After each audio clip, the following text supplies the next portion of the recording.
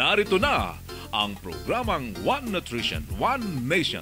Talakayan at balitaang pangnutrisyon at pangkalusugan ng bayan. Napapakinggan tuwing Miyerkules, alas 3 hanggang alas 4 ng hapon sa bilang ito. Narito ang inyong kaibigan at katuwang sa nutrition, si National Nutrition Council Executive Director, Assistant Secretary Bernie Flores.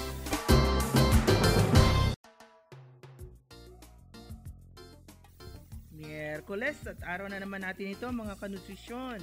Isang masaya at masustansyang Miyerkules ng hapon sa lahat ng mga listener ng One Nutrition, One Nation mula Luzon, Visayas at Mindanao. Kasama niyo pa rin po ang inyong lingkod, Assistant Secretary of Health, Bernie Flores, mula sa tanggapan ng National Nutrition Council ng Department of Health dito po sa Taguig City.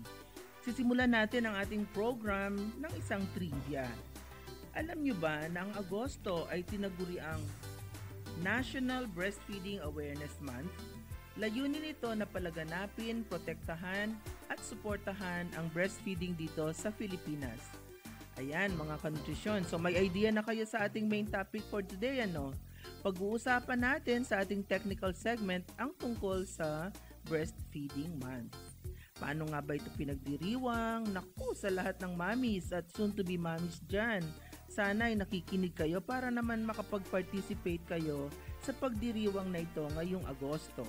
Siyempre, ang role ng ating mga tatay ay suportahan ng mga ina sa pagpapasuso sa ating mga anak. Ano kayang fresh na balita naman ang ihahatid sa atin ng ating One Nutrition Reporter tungkol sa nakalipas na linggo sa ating nutrition community? Tutukan nyo yan, ha? Gusto nyo ba ng panibagong recipe na maaari nyong ipabaon sa inyong mga anak sa eskwelahan? O di kaya naman ay maihain sa inyong pamilya? Tiyak na magugustuhan ninyo ang recipe na ihahatid sa atin mamaya ng ating recipe queen na sigurado akong pasok pa din sa inyong budget. Para naman sa ating Nutri-Trivia, alamin ang mga magagandang maidudulot ng breast milk sa ating mga anak at sa ating mga nanay.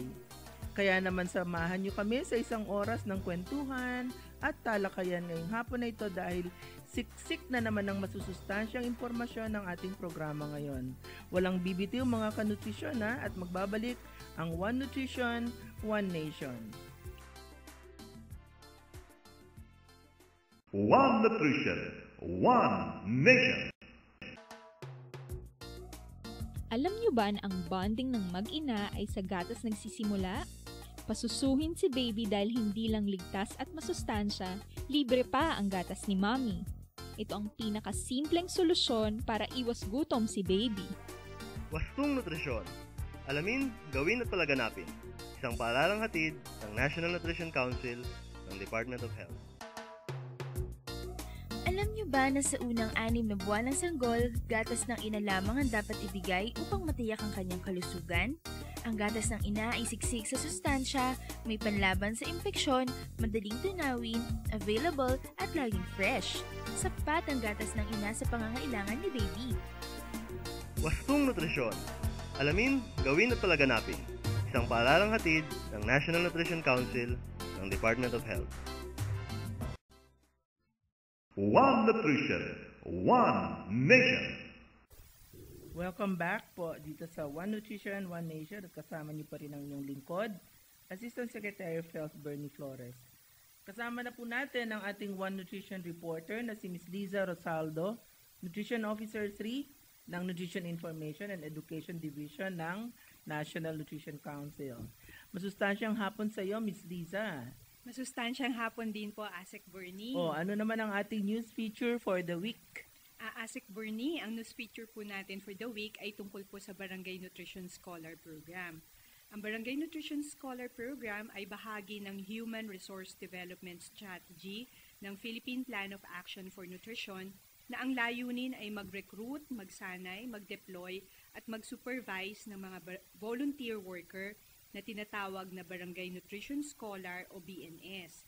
Ang estratehiyang ito ay naisabata sa pamamagitan ng Presidential Decree bilang 1569 noong 11 ng Hunyo 1978 kung saan ang bawat barangay ay hinihikayat na magtalaga ng hindi bababa sa isang BNS. Ang National Nutrition Council ang siyang naatasang mga siwa ng programa sa tulong ng mga pamahalaang lokal. Nakasaad sa PD 1569 ang mga kwalifikasyon para maging isang BNS.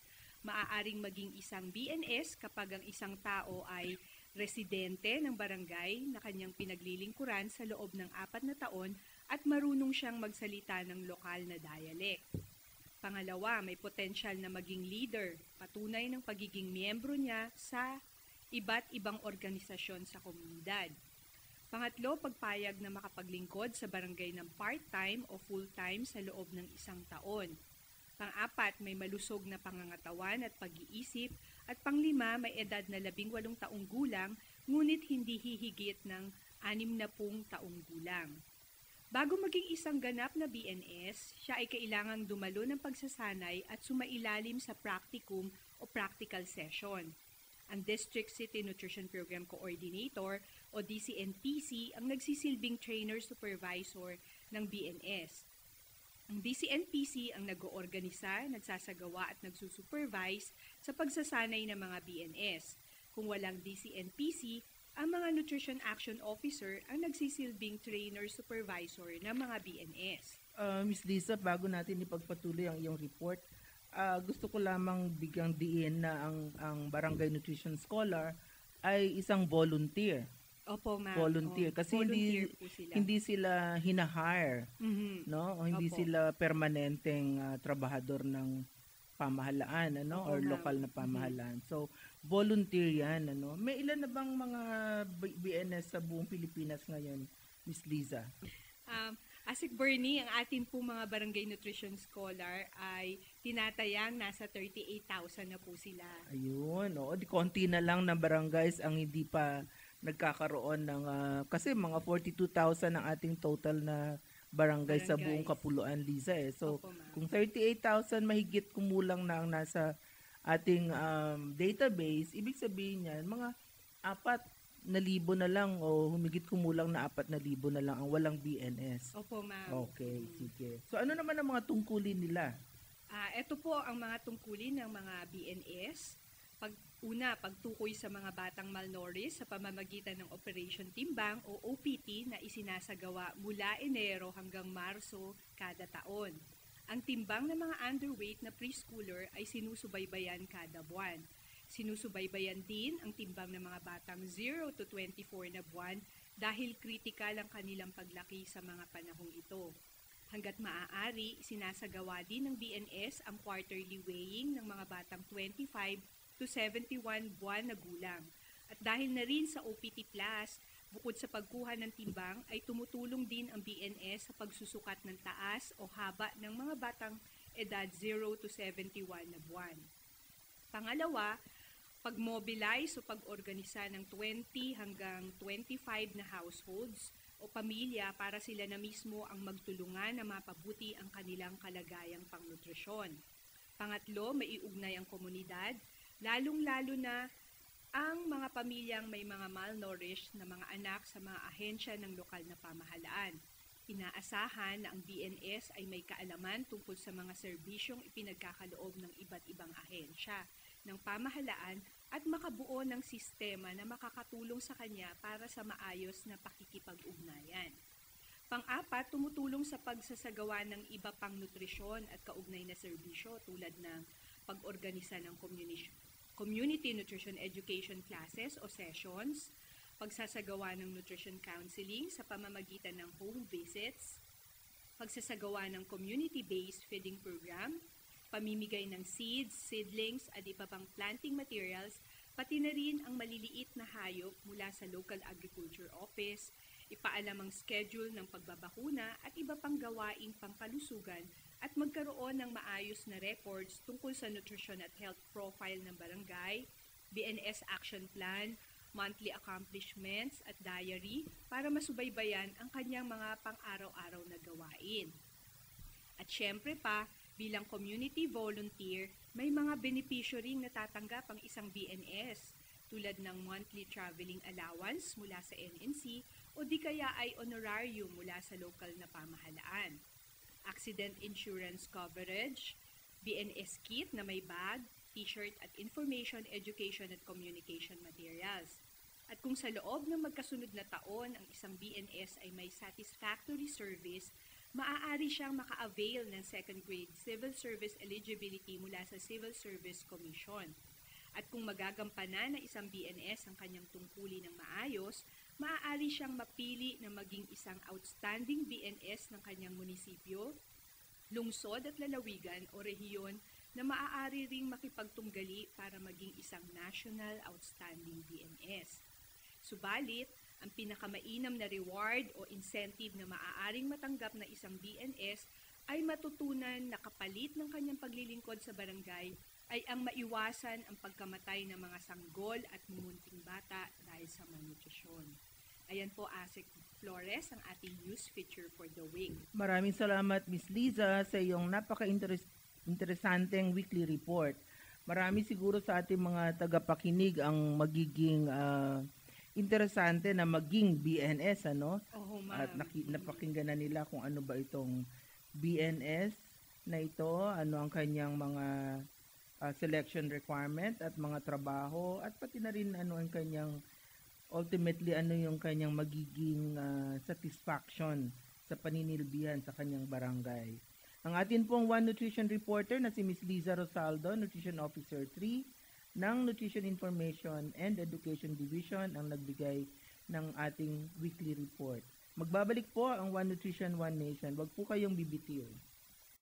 One Nutrition, One Nation.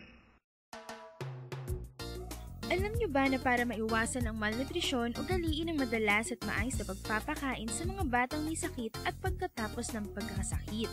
Sa panahon ng pagkakasakit, gawing mas madalas ang pagpapasuso para sa karagdagang likido at matyagang hikayati ng bata na kumain. Pagkatapos ng pagkakasakit, magpasuso at magpakain ng mas madalas at dagdagan ang dami nito. Wastong Nutrisyon. Alamin, gawin at palaganapin. Isang paalalang hatid ng National Nutrition Council ng Department of Health. Alam niyo ba na importanteng pasusuhin ni Mommy si baby? Sa loob ng 6 na buwan, gatas ni Mommy lamang ang the best para kay baby. Bigyan din ng angkop na pagkain si baby mula 6 na buwan habang pinapasuso pa siya. Wastong Nutrisyon. Alamin, gawin at palaganapin. Isang paalalang hatid ng National Nutrition Council ng Department of Health. One Nutrition, One Nation.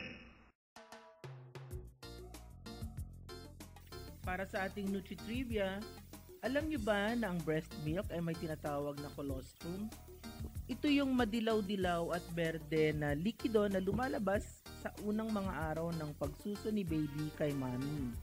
Ito ay ang mahalaga na kailangang masuso ni baby dahil nagbibigay ang colostrum ng proteksyon sa digestive tract ng mga sanggol mula sa bakterya at mga virus na nagiging sanhi ng infeksyon at pagkakasakit ng mga sanggol.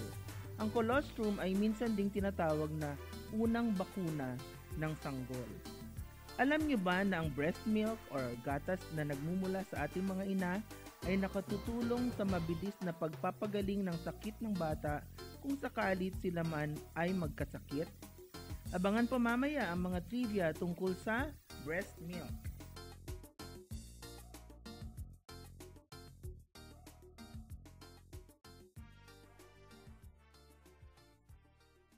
One Nutrition, One Nation. Okay, nakatutok pa din po kayo sa One Nutrition, One Nation. At kanina, nabanggit ko na ang magiging topic natin for today, hindi po ba? Ngayong Agosto ay pinagdiriwang natin ang Breastfeeding Awareness Month. Pero sa paano nga bang paraan natin ipinagdiriwang ito? Para samahan tayo ngayong hapon at nang maliwanagan tayong lahat kung paano nga ba at bakit nga ba natin ipinagdiriwang ang Breastfeeding Month. Narito po si Ms. Vicenta Borja or Bessie Borja, Supervising Health Officer ng National Center for Disease Prevention and Control ng Department of Health. Magandang hapon po at isang masustansyang hapon sa iyo, Ms. Bessie. Magandang hapon, Asik Bernie. Hello, maliwanag ay natin, magandang hapon. maulan. Okay, Miss Bessie, explain naman natin sa ating mga tagapakinig, ano ba ang theme natin ngayong taon para sa pagdiriwang ng Breastfeeding Awareness Month? Ang tema natin ngayong sa celebration natin ng Breastfeeding Awareness Month ay quote-unquote, protect breastfeeding, understanding the past, planning the future. Protect breastfeeding, understanding the past, planning the future. planning the future. Bakit ma'am na ano ito? Napili itong tema na ito? Oo, kasi very timely kasi itong ating tema ngayon sa panahon na nagka-challenge yung ating batas para isulong ang breastfeeding. Kailangan na ipadama natin sa ating mga kababayan na kailangan natin protektahan ang breastfeeding. Kaya yun ang main title. And then understanding the past, kumbaga babalikan natin yung mga nakaraang mga achievements natin, yung mga ginawa natin para tuloy nating maisulong ang breastfeeding at ano pa ba yung mga nakita nating pagkukulang para naman maplano natin ng mahusay yung mga dapat pa nating gawin para ibalik yung kultura ng breastfeeding sa ating bansa. At para sa kinabukasan. Oo, para sa kinabukasan. Oo, yun pala ang ibig sabihin ng ating tema. Ilang taon na po ba natin pinagdiriwang ang Breastfeeding Month, Miss Bessie? Ang Breastfeeding Month, sa totoo lang, may batas kasi, yung Republic Act 10028 or Expanded Breastfeeding Promotion Act of 2009, ito yung nagsasabi na dapat ipinagdiriwang natin ang National Breastfeeding Awareness Month tuwing buwan ng Agosto. Pero ang totoo, bago pa man itong batas na ito, naumpisahan na rin natin gawin ang selebrasyon sa loob ng isang buwan ng nakaraang administrasyon. Samantalang ang World Breastfeeding Week ay 20 taon na natin sineselebrate ito. No? 20 years Ngayon, na. yung celebration na ito na 20 taon na Breastfeeding Week, kasabay ngayon kasi pang 10 taon na rin yung WHO UNICEF Global Strategy for Infant and Young Child Feeding. So magkakasama to, sa atin parang kulang kasi yung 1 linggo para ipagdiwang ang breastfeeding awareness. Kaya ginawa nitong batas na RA 10028 Correct. noong 2009 na maging isang buwan ang celebration. So December ito, no? December 2009 yung RA 10028. Ay, Miss Bessie, kanina nabanggit mo na yung essence nitong ating pagdiriwang ngayong taon ay para protektahan dahil meron ng mga parang may gustong mangyari dun sa ating batas. Ano po yun, paki-explain po sa ating mga nakikinig yung undermining ng ating batas. Meron kasing mga nangyayaring pagsulong sa Kongreso na gusto nilang mabaligtad. Actually, totally gustong mabaligtad. Ano yung sinasabi ng batas ng Meal Code. Kasama na rin dito, sinagasaan din, yung provision dito sa Republic Act 10028. Kasi ang sinasabi natin, ang pagpapasuso dapat exclusive yan hanggang 6 na buwan. Pero kailangan ipagpatuloy hanggang 2 taon habang nagbibigay pa rin tayo ng karagdagang pagkain o complementary foods. Ngayon, yung isa naman doon sa RA, ang sinasabi kasi nila dapat yung lactation break ay wala ng bayad. So, parang hindi naman yata tama ito kung ang gusto talaga natin makatulong sa mahihirap, matulungan ang mga kababaihang nagtatrabaho para tuloy-tuloy naman nilang mapasuso yung kanilang mga sanggol para maiwasan ang malnutrition, makakabawas din sa gastos ng pamilya, ganoon na rin sa ating bansa. Sana wag mo pakialaman kung anong batas meron tayo ngayon at wag ding maistorbo yung mga ginagawa nating hakbang para palawigin yung implementasyon natin ng breastfeeding. At saka, Miss Bessie, ang balita ko, yung ating batas, especially yung ating Republic Act 10028, pati na rin yung ating Executive Order 51, ay isa sa mga pinakamagandang batas sa buong mundo, hindi po ba? Oo, tama yun, Asik Bernie. Sa katunayan, lagi nga tayong ginagawang ehemplo ng ibang bansa. No, lagi tayong ipinagmamalaki tayo ng World Health Organization, ng UNICEF. Katunayan pati yan ng International Labor, di po ba? Oo, pati ng ILO, ng International Labor Organization. ipinagmamalaki nila at natutuwa sila sa mga ginagawa natin dito sa Pilipinas, no, para mapalawig yung pagsulong ng pagpapasuso sa pamamagitan ng mga batas na to. Kaya nga yun ang sinasabi nga natin, sana kung wala namang sira ang isang batas, hindi naman kailangan na ito palitan o kumpunihin pa o tagsian pa kasi ayos naman siya. Ang kailangan lang bigyan talaga tayo ng sapat na panahon para makapag-implement hanggang sa baba. Oo nga naman kasi kabago-bago pa lang nung RA 10028, ina-advocate pa lang natin na magtayo ng mga lactation stations ang mga business establishments. Di po ba, Miss Bessie? Oo, tama yan, Asek. Sa katunayan, ako nga may tinanggap akong ng tawag mula sa United Arab Emirates ng UNICEF. Inire-recommend tayo ng yung recommendation na binigay yung ng pangalan ko sa Geneva. Ito dahil dun sa mga ginagawa nating mga mother baby friendly places tulad ng workplace, tulad ng mga communities, mga public places. So magaganda na sana ito Sana naman magandang balita sana to para sa Pilipinas. Kung papalitan natin yung batas, hindi magiging pangit na naman yung balita sa ating sa Pilipinas, lalo na malnutrition, gusto nating mabawasan yung paghihirap. Dapat wag talaga tong mapalitan yung batas natin ngayon. At saka Miss Bessie, yung latest results ng National Nutrition Survey updating, tumaas na rin yung ating practice ng di ba? Exclusive breastfeeding. Asek. Yan din yung sinabi namin nun sa Congress na ngayong nakikita na natin na nagkakaroon na ng konting resulta, yung mga unti-unti nating pinapaghirapan noon. Sana magtuloy-tuloy ito. Kasi ito yung sabi nga namin na sana kung may magandang nangyayari, tuloy-tuloy ito na suportahan para naman talagang maipakita natin na yung pinaghihirapan naman natin, meron naman talagang kapupuntahan. Wag lang sanang kontrahin ng iba. At saka marami ng mga nanay at mga babaeng, lalo na yung mga first-time mothers na nag-decide na magpasuso. Diba? Kaya tumaas yung ating prevalence ng exclusive breastfeeding. Malaking tinaas So sayang naman yung mga effort na yan. Kung eto na naman tayo, yung mismong mga nanay na nakumbinsi na natin na magpasuso, ay malilito. Kasi bakit? Nagpasuso na ako ngayon, hindi na naman ako papapasusuhin. Parang ganun ba? Oo nga, tama-tama nga sana to. Sa totoo nga, sabi ko nga, ang dami nating magagawang maganda kung susuportahan lang natin na kaya nating makapagpasusi yung mga nanay.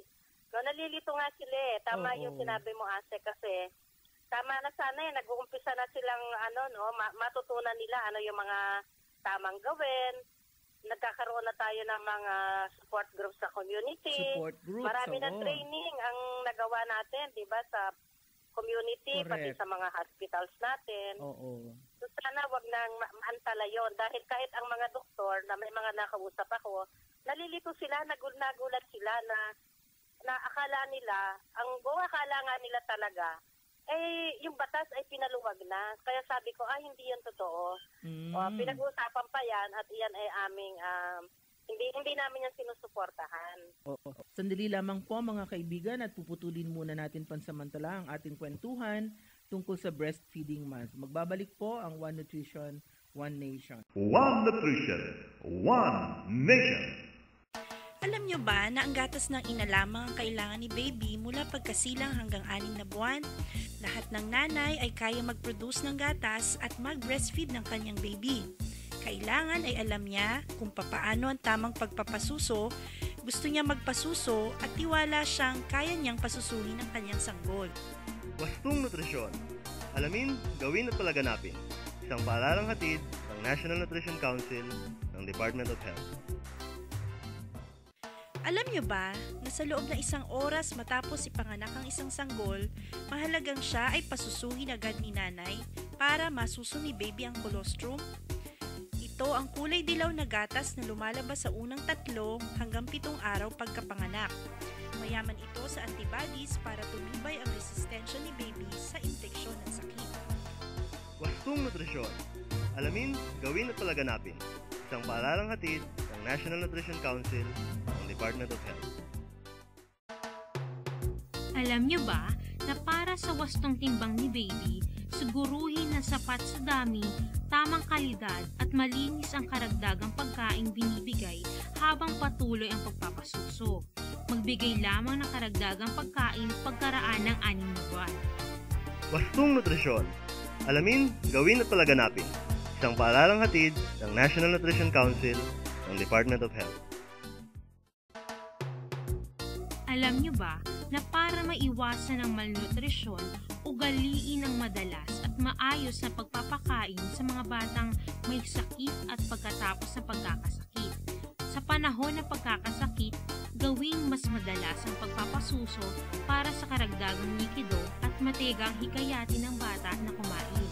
Pagkatapos sa pagkakasakit, magpasuso at magpakain na mas madalas at dagdagan ang dami nito. Wastong Nutrisyon. Alamin, gawin at palaganapin. Isang paaralang hatid ng National Nutrition Council ng Department of Health. One Nutrition, One Nation. Okay, tuloy-tuloy pa din po ang ating kwentuhan tungkol sa Breastfeeding Month. Kasama po natin si Miss Vicenta or Miss Bessie Borja, Supervising Health Officer ng National Center for Disease Prevention and Control ng Department of Health. So, kung ganun ang situation ngayon, kaya yun ang tema ng ating pagdiriwang ngayong buwan, ano-ano yung mga activities na naka-line up para sa ating celebration, Miss Bessie? Magkakaroon tayo ng Breastfeeding Summit sa Agosto 30, no? May Breastfeeding Summit, magkakaroon tayo ng recognition or awarding ng mga infant and young child feeding champions. Kasama dyan yung mga LGUs, mga manggagaling sa hospital, meron din sa workplace. Magkakaroon din to ng magpipirmahan din ng joint memorandum circular ang 5 na malalaking ahensya na katulong natin sa pag-i-implement ng breastfeeding or infant and young child feeding, no, sa pumumuno ng Department of Health. Meron din tayong TV and radio guesting. Sa katunayan, kahapon na ipalabas na yung radio guesting, yung sa The Doctor Is In sa Channel 4. Kami ni Asik Tayag. At magkakaroon niya ng mga advocacy kit pamimigay. Oo, Miss Bessie, yung joint MOA, sabi mo 5 ahensya maliban sa DOH. Sino-sino pa po yung mga ahensyang magkakaroon tayo ng joint memorandum of understanding? Oo. May involved sa celebration natin ito ngayong taon na to, ang DSWD, okay, DILG, ang DepEd, at saka ang Department of Labor. Siyempre, kasama natin ang NNC. Pero sa pirmahan, yung mga departments lang. Kasama DOH, DSWD, DILG, DepEd at ang DOLE. Sa katunayan, nagkaroon na to ng unang meeting. Idinraft na yung joint memo. Sana tapos na silang mag-review at ready na sila para mapirmahan ito sa Agosto 30. Pwede pa, Miss Bessie, pwede pa nating isama ang Civil Service Commission? Baka pwede pang isama siya? Alin, Asik Bernie? Civil Service Commission. Kasi 1.3 million employees yan. Oo. CST. Baka pwede si pa. Mismong si Asik Tayag ang ang nag-remind na kailangan bigyan natin ng pansin. Yun, tama. Sabi nga ni Asik Tayag, nagpunta siya noon, nagbigay siya ng mensahe. At iyon yung sinabi niya na kailangan, wag nating kakalimutan na meron tayong batas na dapat tinatandaan natin dito sa paggawa ng joint memorandum circular. Okay. So, Miss Bessie, ano pa ba ang mga ibang project ng DOH to promote breastfeeding maliban dito sa Breastfeeding Awareness Month? Oo, bali, ang tuloy-tuloy nating mga proyekto na gusto pa nating palawigin, yung ating kampanya, yung breastfeeding check, yung tama, sapat, eksklusibo, na na nakatuon ng husto ito sa barangay level, sinasakop nito yung mula pagbubuntis pa lang, kukunin na sila ng ating mga support groups para maalagaan at masigurado na sila ay magpapasuso ng eksklusibo. Tapos sasaluhin ito syempre ng pagkakailangan na nilang magdagdag ng pagkain. Tuloy-tuloy na ikakampanya natin na ang pagpapasuso ay dapat tuloy-tuloy hanggang 2 taon or higit pa kung kaya pa nilang magpasuso ng isang ina. Syempre, ang mga advocacy activities, lalo sa susunod na taon, naglagay talaga tayo ng tamang pondo para dito. Sana tamang-tama magkakaroon na ng budget hearing. Yung sanang pondo na inilaan para sa atin ay wag nang mabawasan. Meron pang mahalaga tayong ginawa, yung kauna-unahang training na para sa establishment ng human milk banking and milk storage. Ginawa na natin yung nakaraang July. Kasama natin dito ang 3 hospital dito sa atin sa Pilipinas na merong milk bank. Ang PGH, PCMC at ang Pabelia. So na-train na natin lahat ng may mga representatives tayo from the regional hospitals.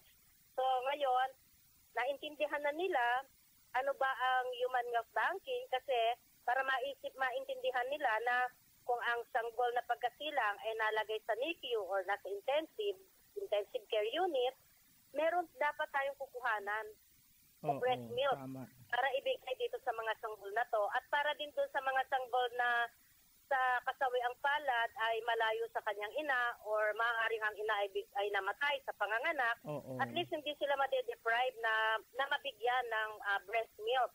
Tulad din to sa nakita rin kasi natin yung malaking tulong ng ating human milk banking and milk storage sa panahon ng emergency or disaster. Nakita natin to nung Ondoy at saka nitong nakaraang Sendong, So Sendong nga, pinalipad pa natin sa Cebu Pacific yung gatas galing ng Manila para dalhin sa Cagayan de Oro.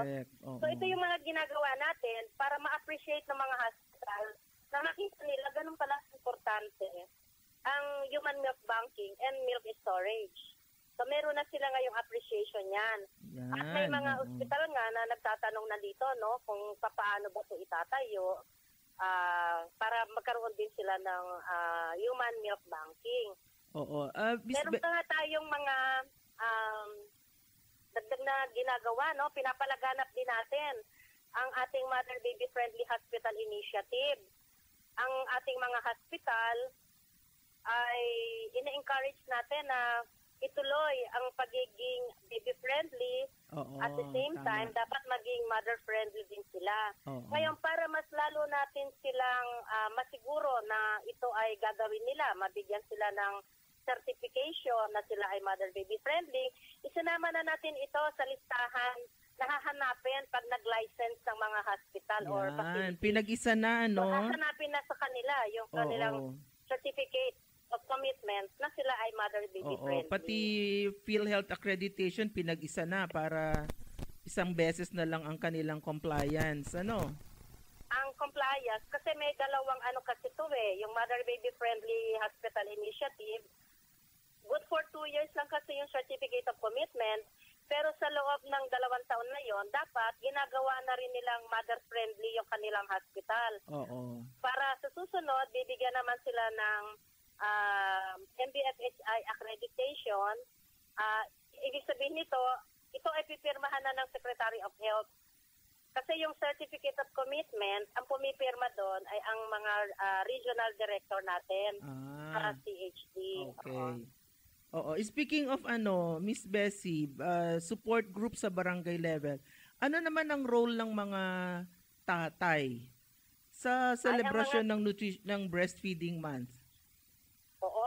Ang mga tatay kasi dapat maintindihan nila na may malaki silang na role. Dapat ang mga tatay ay sumusuporta sa kanilang mga asawa para naman ang mga asawa nila ay magkaroon talaga ng panahon na makapagpasuso sa kanilang para maging matagumpay sa pagpapasuso sa kanilang sanggol. Maraming bagay ang magagawa ng mga asawa Halimbawa na lang, kung ang bata ay nakita ng ina na nagugutom na, at kailangan na magpasuso si nanay. Baka naman si tatay pwede nang siya na yung magluto ng pagkain. Correct. Para sa pamilya. Yun, yung mga gawaing bahay, makakatulong ang mga tatay para naman makasuporta sa mga ina na nagpapasuso. Oo. Okay, maraming salamat Miss Bessie at napakarami kang naibahagi sa ating mga listener tungkol sa Breastfeeding Month. Baka meron ka pang parting message for our listeners from all over the country.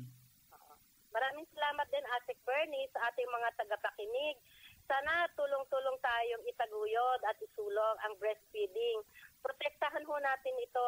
Ito ay para sa ating mga sanggol. Kung gusto natin na ang kinabukasan ng ating bayan ay magkaroon ng mamamayan na malusog, mas smart, no? At maganda ang asal, ituloy po nating ikampanya at suportahan ang pagpapasuso sa ating mga sanggol. Maraming salamat sa lahat po ng nakikinig. Sana ay nakapaghandog ako ng konting kaalaman sa inyo. Naku, marami kang naihandog na kaalaman. Maraming salamat, Miss Bessie. Siya po ang napakinggan po natin. Okay, maraming pong salamat uli. Miss Bessie Bora po, Supervising Health Officer ng National Center for Disease Prevention and Control ng Department of Health. Magbabalik po ang One Nutrition, One Nation. One Nutrition, One Nation. Alam niyo ba na kahit na may patuloy ng pagpapasuso, nagiging malnourished ang mga bata kapag di sila nakakatanggap ng sapat na dami at tamang kalidad na complementary food o karagdagang pagkain pagkaraan ng 6 na buwan.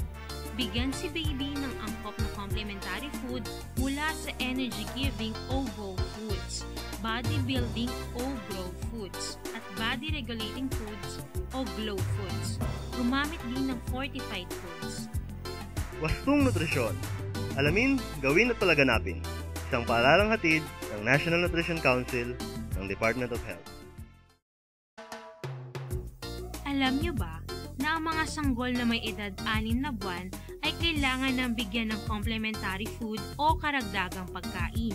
Ang angkop na complementary food kasama ng patuloy na pagpapasuso hanggang 2 taon ay nagtataguyod ng pinakamabuting paglaki at kalagayang pangnutrisyon ng mga bata at sanggol.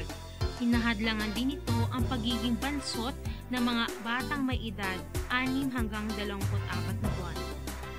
Wastong Nutrisyon. Alamin, gawin at palaganapin. Isang paaralang hatid ng National Nutrition Council ng Department of Health.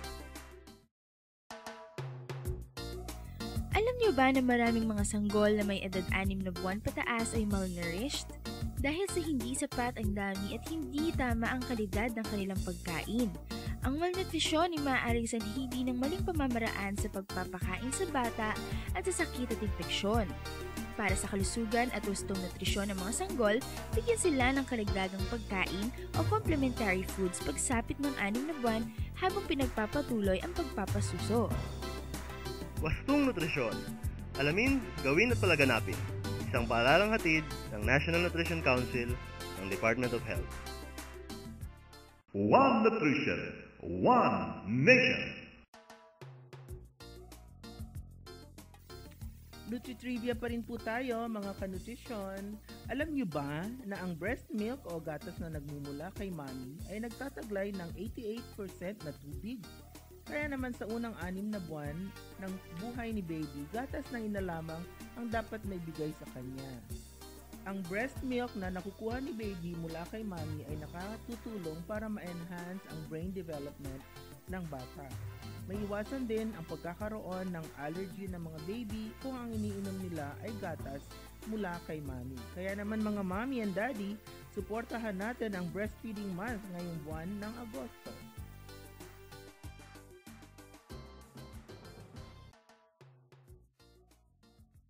One Nutrition, One Nation. Alam niyo ba na para sa matibay na buto at ngipin, gatas ang dapat araw-araw na inumin? Ang mga pagkaing gawa sa gatas at mga pagkaing mayaman sa calcium ay makakatulong din. Wastong Nutrisyon. Alamin, gawin at palaganapin. Isang paaralang hatid ng National Nutrition Council ng Department of Health. Alam nyo ba na magandang kalusugan ay nagsisimula sa kalikasan? Sa malinis na kapaligiran at malinis na tubig at pagkain, iwas sakit ang pamilya natin. Wastong nutrisyon. Alamin, gawin at palaganapin. Isang paalalang hatid ng National Nutrition Council ng Department of Health. Alam nyo ba na sa buhay, minsan less is more? Hindi dapat mahal ang wastong nutrisyon. Pumili ng mura ngunit masustansyang pagkain. Maghanda ng one-dish meal. Wastong nutrisyon. Alamin, gawin at palaganapin. Isang paalalang hatid ng National Nutrition Council ng Department of Health. One Nutrition, One Nation. Katakam-takam na naman ang siguradong inihanda ng ating recipe queen na si Ms. Liza Rosaldo, Nutrition Officer 3 ng Nutrition Information and Education Division ng National Nutrition Council para sa ating lahat. So, Ms. Liza, ano bang masustansyang recipe natin para sa ating mga listener ngayong hapon? Kumusta kayo mga kanutrisyon? Narito na po ako para ibahagi sa inyo ang masustansyang recipe natin for the week. Kung handa na po ang inyong lapis at papel, heto na po ang mga sangkap sa pagluto ng tokwa menudo. Tokwa menudo. Wow, mukhang masarap yan. Opo. Baka mapasayaw pa ako, Ms. Liza. Opo, ma'am. So, ito na po ang mga sangkap. Isang tasang mantika, 4 na tasang tokwa na hiniwa ng pakwadrado, 3 butil ng dinikdik na bawang, kalahating piraso ng sibuyas na hiniwa, 7 pirasong kamatis na hiniwa ng maliliit, 1 tasa ng gisantes, 1 pirasong red bell pepper na may katamtaman ng laki, 2 pirasong kamoting dilaw na may katamtaman rin ng laki, kalahating kutsaritang paminta, at iodized salt ayon sa inyong panlasa. Nakuha nyo na po ba lahat mga kanutrisyon? Narito naman po ang paraan ng pagluluto ng tokwa menudo. Una, iprito ang tokwa pagkatapos ay itabi muna pansamantala. Sumunod ay igisa ang bawang at sibuyas. Idagdag ang kamatis at gisantes at pakuluin ng ilang sandali. Timplahan ng iodized salt at paminta. Pagkatapos ay idagdag ang red bell pepper at ang tokwa. Lutuin ng 1 minuto. Pagkatapos ay ihain kasama ang piniritong kamote. Isang masarap at masustansyang recipe na naman ang handog ng One Nutrition, One Nation para sa inyong lahat, ang tokwa menudo. Ito ay hango mula sa Nutri-Recipe, Pagkaing Tama at Abot Kaya Recipe Book na nilimbag ng NNC. Wow, salamat Ms. Liza. Kahit pinakikinggan pa lang namin ang paraan kung paano ito lutuin, ay nagugutom na kaming lahat dito sa ating Radio Hub sa NNC. Hanggang sa susunod na linggo, ang ating recipe queen Liza, ipaghanda mo kami ng isa pang masarap at masustansyang recipe. Magbabalik po ang One Nutrition, One Nation. One Nutrition, One Nation. Alam niyo ba na ang mga sanggol na may edad 6 na buwan ay kailangan ng bigyan ng complementary food o kalagdagang pagkain? Ang angkop na complementary food kasama ng patuloy na pagpapasuso hanggang 2 taon ay nagtataguyod ng pinakamabuting paglaki at kalagayang pangnutrisyon ng mga bata at sanggol. Hinahadlagan din nito ang pagiging bansot ng mga batang may edad 6 hanggang 24 na buwan. Wastong nutrisyon. Alamin, gawin at palaganapin. Isang paalalang hatid ng National Nutrition Council ng Department of Health.